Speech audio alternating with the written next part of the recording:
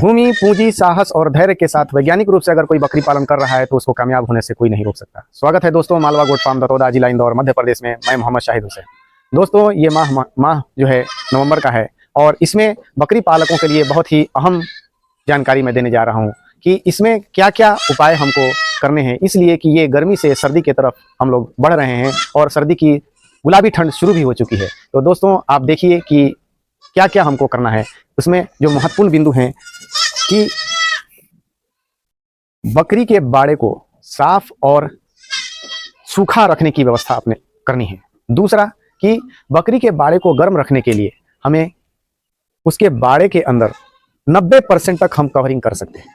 10% air ventilation के लिए, इसलिए कि उसमें अमोनिया गैस का फॉर्मेशन होता है। उनकी मैंगनी, मीथेन और अमोनिया ये गैस का रसाव होता है उनकी मैंगनी और पेशाब से, तो उसका वेंटिलेशन बराबर रहे और बकरियों पर उसका नकारात्मक प्रभाव ना पड़े, इसलिए हम लोग उसको इतना ओपन रखते हैं।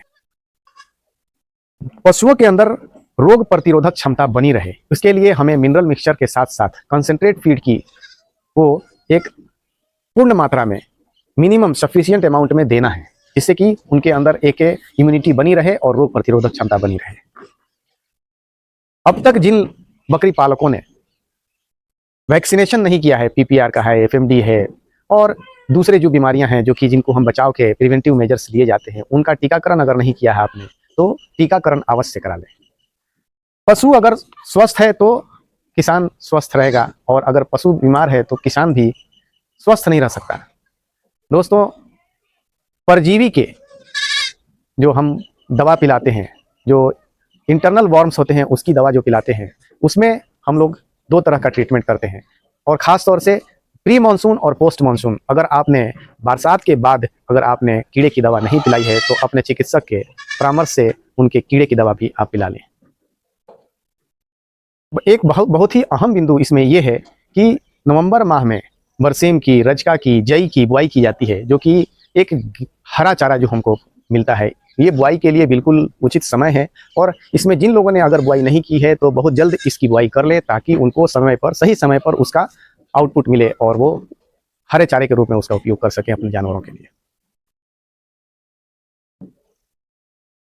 जो भेड़ पालक हैं, बकरी पालक और भेड़ पालक, तो भेड़ पालक हैं, ऊन की कटाई इसी माह में जिन्होंने नहीं की है वो कर सकते हैं और कटाई के बाद कम से कम 21 दिन बाद उनको डिवॉर्मिंग की दवा पिलाना चाहिए या डिवॉर्मिंग करनी चाहिए।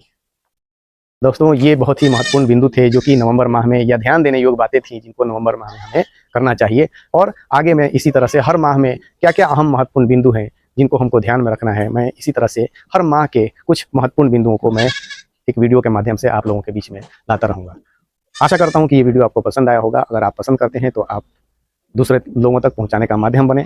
और दोस्तों इस वीडियो को सब्सक्राइब भी करें। आपका सब्सक्रिप्शन मेरे लिए प्रेरणा का स्रोत होता है और आगामी वीडियोस के बनाने तथा उसकी निरंतरता को बाकी रखने में बड़ी अहम भूमिका निभाते हैं।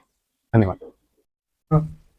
दोस्तों जैसा कि आपको पता है कि आगामी महीने में 4 दिसंबर से 8 दिसंबर के बीच में मेरा वैज्ञानिक बकरी पालन पर 5 दिन का ट्रेनिंग शुरू होने वाला है, जिसके सारी डिटेल्स हमने अपलोड कर दी हैं अपने चैनल पर और आप देख सकते हैं इसमें कि ये एक बहुत महत्वपूर्ण और अपने आप में एक अनोखा प्रोग्राम होगा।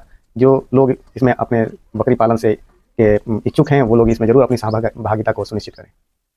वो पता